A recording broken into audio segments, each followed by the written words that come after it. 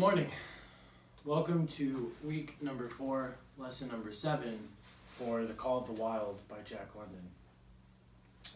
Last we left off for homework, I assigned you to read the rest of chapter 4 and make your way to chapter 5. To review chapter 4, Buck and the other dogs left Francois and Perrault, and they were taken quickly and it happened within one paragraph, which is something I want to talk about in a moment. They were taken very quickly into a new sled team, and that sled team was carrying mail. They were mail carriers, and they were set to travel hundreds and hundreds and hundreds and hundreds of miles.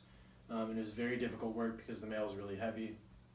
Buck and his mates, they were part of this sled train, so there was more than just one sled of dogs. It was several sleds going together.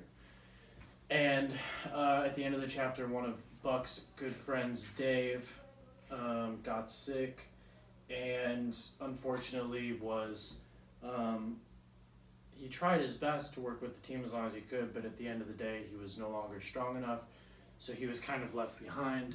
And then the Scottish man who was in charge of Buck's current team had to go back with the revolver, and unfortunately, we can assume probably killed Dave. Put him out of his misery, which is sad.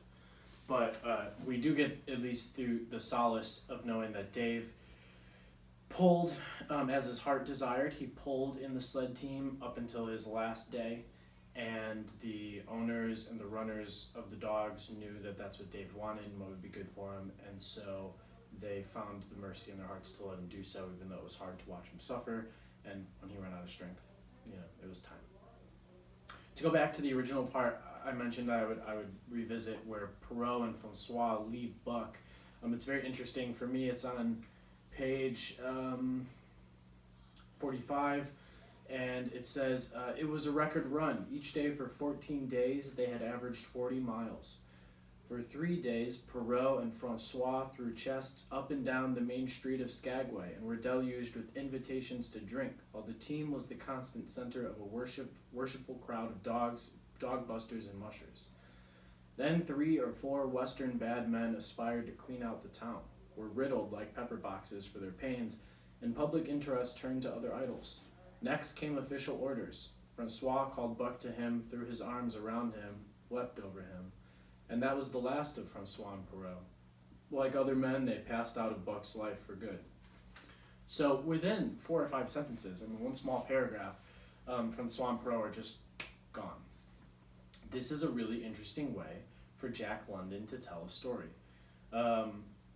He had several options as a writer. He could have made a long goodbye that was a couple of pages long.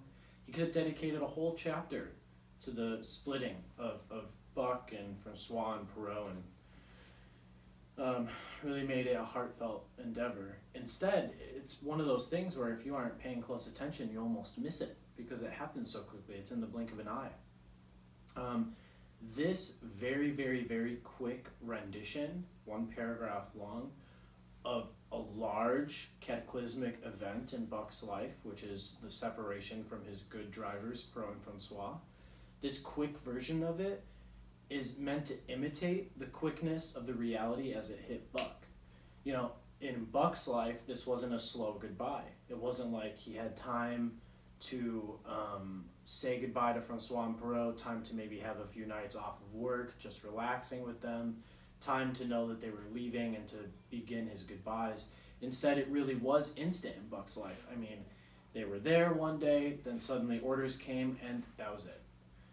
And that same jarring whiplash reality that Buck faced, we have to face as readers. Jack London writes it in 1 small paragraph so that we almost have to double take and go, what? He's gone already? They're gone? And because that's how Buck's life was too. Buck turned around 1 minute and they were simply gone. So I just wanted to call out that really interesting technique for writing. You guys too, in any creative writing endeavors you do, can use this kind of a technique in order to make the reader feel how the character feels. So this is called, ultimately it's called syntax, which we've talked a little bit about in my English 2 class. We spent some time on syntax.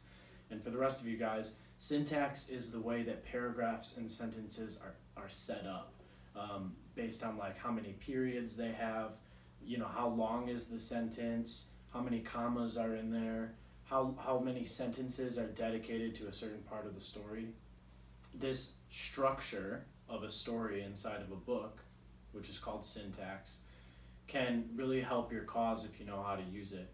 So in this case, Jack London's cause was to show us just how quickly things change, and he did that by making it change very quickly in one paragraph. Other books will sometimes have a situation where maybe the main character is very nervous, waiting anxiously for 2 minutes until, let's say the main character is a husband or a man who's about to get married, and so he's standing and he's waiting for the girl he's about to marry to walk through the door and walk down the aisle, and we're only focused on 2 minutes of him waiting. But if the author uses syntax correctly, they can really draw those 2 minutes out to be several pages long, so that we, like the character in the book, feel like it's such a long wait for her to just come to the door and walk down the aisle, and then we get to be put in those shoes. Because again, guys, and this is the most important thing I could ever teach you when it comes to literature, the reason that we read is not just to enjoy a story, but to learn and to develop empathy for the world around us. You may never go to the Yukon and run with dog sleds and experience 50 below zero temperatures. But by being in this story and by reading it closely and critically analyzing it, you can empathetically put yourself in those shoes. You can walk a mile in those shoes and better understand that type of life from reading this book. And that goes with every book that you read, or TV show that you watch, or movie that you watch, or video game story that you play through, or comic book that you read, or manga. Anything that you're engaging with that is the art of storytelling will help you develop empathy for the world around you. So by Jack London using that syntax, he's helping us more precisely home in our empathetic skills and learn just how Buck felt. Okay, we're going to start on chapter 5 here. Click the link in the video description below if you want to read with us, and you can open the book, press Control F, and type in 30 days from the time it left Dawson. And once you type that, it should bring you right to the beginning of chapter 5.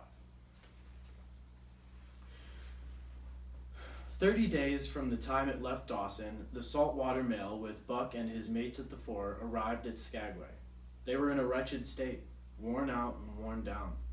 Buck's 140 pounds had dwindled to 115. The rest of his mates, though lighter dogs, had relatively lost more weight than he. Pike the malingerer, who in his lifetime of deceit had often successfully feigned a hurt leg, was now limping in earnest. Sol-leks was limping, and Dub was suffering from a wrenched shoulder blade. They were all terribly footsore. No spring or rebound was left in them. Their feet fell heavily on the trail, jarring their bodies and doubling the fatigue of a day's travel.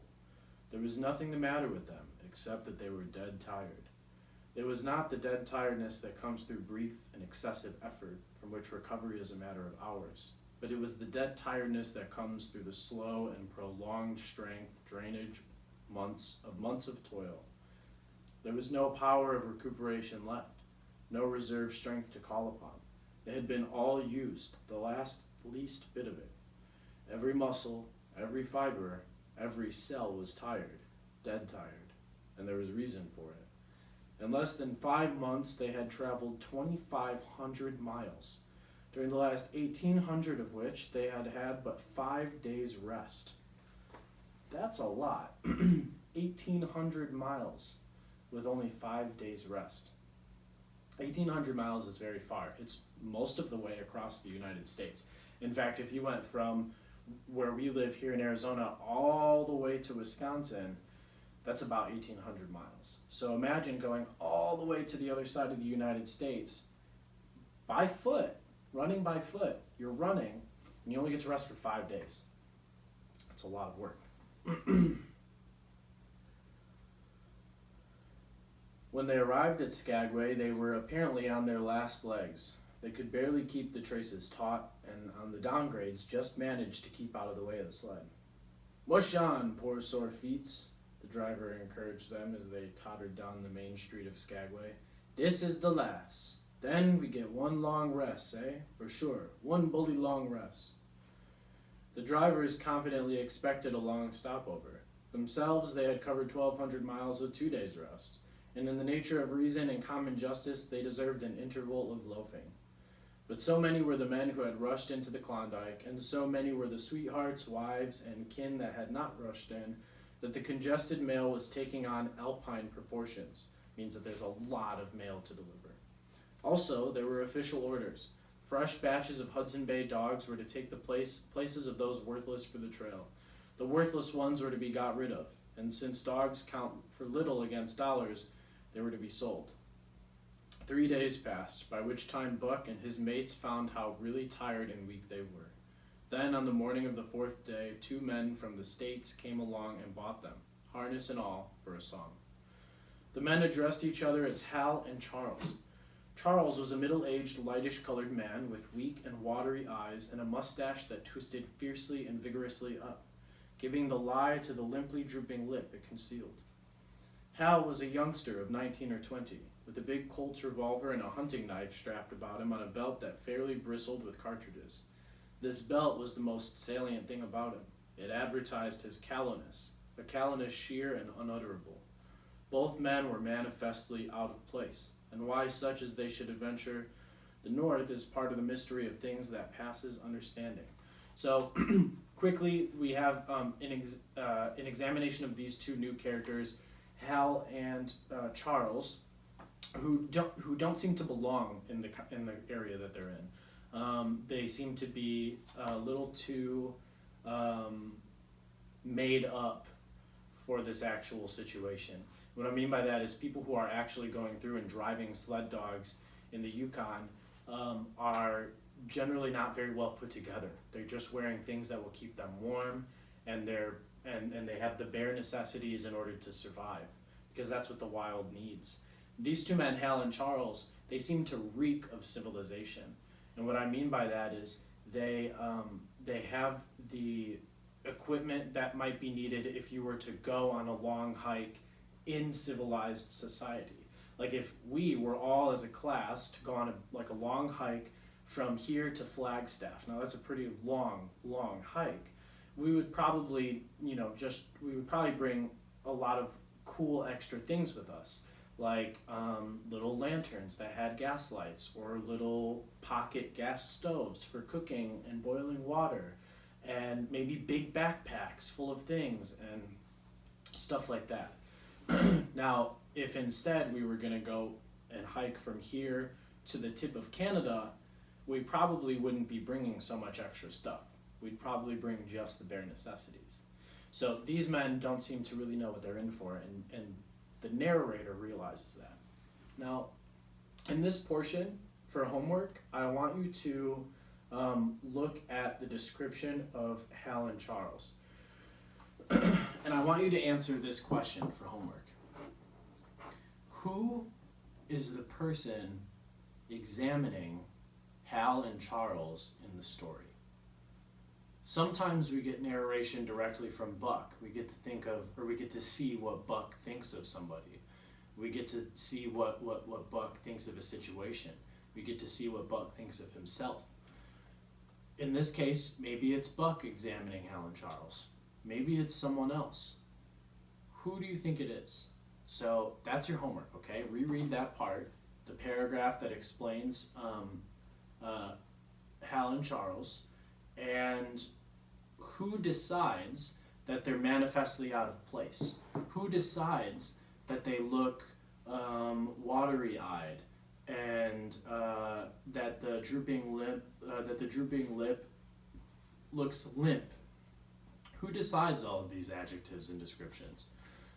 So what I'm asking you to do is pick the narrator. Is it Buck? Is it somebody else? Who is it? We are going to read a little further, just a couple more paragraphs, and then we'll end it for today. Buck heard the chaffering, saw the money pass between the man and the government agent, and knew that the Scotch half-breed and the mail train drivers were passing out of his life on the heels of Perrault and Francois and the others who had gone before. When driven with his mates to the new owners' camp, Buck saw a slipshod and slovenly affair, tent half-stretched, dishes unwashed, everything in disorder. Also he saw a woman, Mercedes the men called her. She was Charles's wife and Hal's sister. A nice family party. Buck watched them apprehensively as they proceeded to take down the tent and load the sled. There was a great deal of effort about their manner, but no businesslike method. The tent was rolled into an awkward bundle 3 times as large as it should have been. The tin dishes were packed away unwashed. Mercedes continually fluttered in the way of her men and kept up an unbroken chattering and remonstrance and advice. When they put a clothes sack on the front of the sled, she suggested it should go on the back. And when they had put it on the back and covered it over with a couple of other bundles, she discovered overlooked articles which could abide nowhere else but in that very sack, and they unloaded again. 3 men from a neighboring tent came out and looked on, grinning and winking at one another. "You've got a right smart load as it is," said one of them, "and it's not me tell you your business, but I wouldn't tote that tent along if I was you." "Undreamed of!" cried Mercedes, throwing up her hands in dainty dismay. "However in the world could I manage without a tent?" "It's springtime, and you won't get any more cold weather," the man replied. She shook her head decidedly, and Charles and Hal put the last odds and ends on top of the mountainous load. "Think it'll ride?" one of the men asked. "Why shouldn't it?" Charles demanded rather shortly. "Oh, that's all right, the man hastened meekly to say. "I was just a-wonderin', that is all. It seemed a mite top-heavy." Charles turned his back and drew the lashings down as well he could, which was not in the least well. "And of course the dogs can hike along all day with that contraption behind them," affirmed a second of the men. "Certainly," said Hal, with freezing politeness, taking hold of the gee-pole with one hand and swinging the whip from the other. "Mush!" he shouted. "Mush on there!" And we'll leave off there and see what happens. So go ahead and do that piece for homework. We will pick right back up. For me, it's page 52 when we do our next lesson in a couple of days. I want to remind you guys that all of my video hours on Zoom are Monday, Wednesday, and Friday from 8:30 to 9 a.m. for academic discussion, and Monday, Wednesday, and Friday from 2 to 2:30 p.m. for socializing. I'd love to see you guys there. We've had a way increased number of students the last week or so, and I love it. I love seeing all of you guys in there. So keep on joining, keep on showing up. It's really fun to have you. Keep watching the YouTube videos and turning in homework. You can either show me on Zoom like some of you have been doing, or you can email the homework to me, whatever works best for you. That way you get put in the drawing for the $25 gift card. If you have any questions for me, come find me on those Zoom hours or shoot me an email. And otherwise, I hope you have a wonderful day. Bye, guys.